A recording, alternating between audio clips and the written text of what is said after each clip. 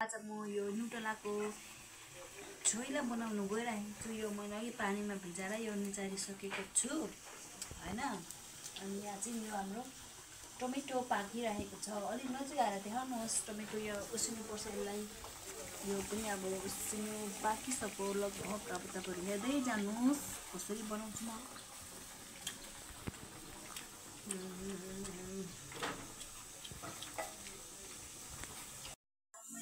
काटेर राखेको छु प्याज, लसुन, खोर्सानीहरू हैन। अनि यो अर्को मेरो सागको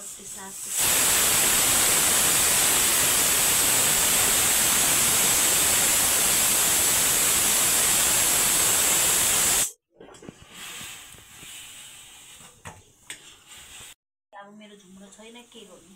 अब त यस्तोले काम चलाइन्छ।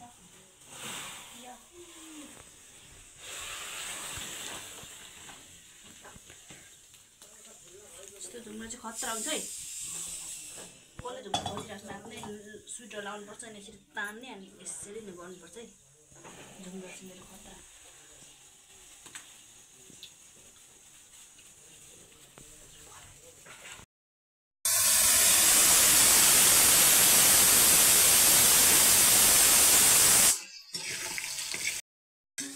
अब यतिको रातो हुँदाखेरि चाहिँ निकाल्नुपर्छ नि।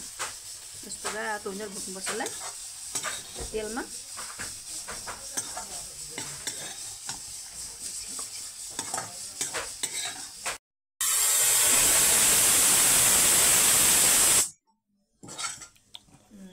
ल देखो यस्तो भयो। यस्तो न्युट्रेला भुट्दै हाल्नुपर्छ साग। यो खोर्सानी पकाउनु पर्यो। त्यसपछि यो साग खानु पर्यो। फाइनली हाम्रो लट्टेको साग यस्तो भयो। कोकोलाई मनपर्छ लट्टे।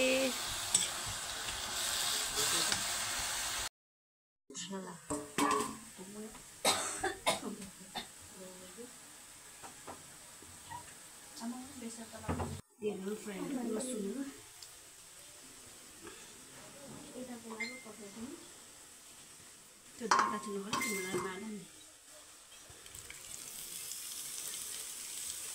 यो खुर्सानी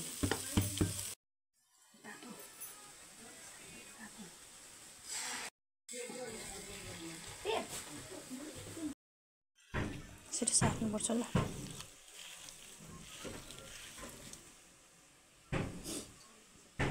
बनाएको फोइला खाएर सक्ने चाक्न दालै उठाएको छैन।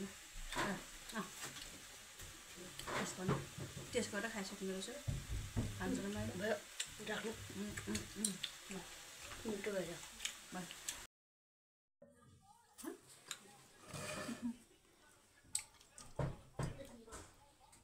लट्टा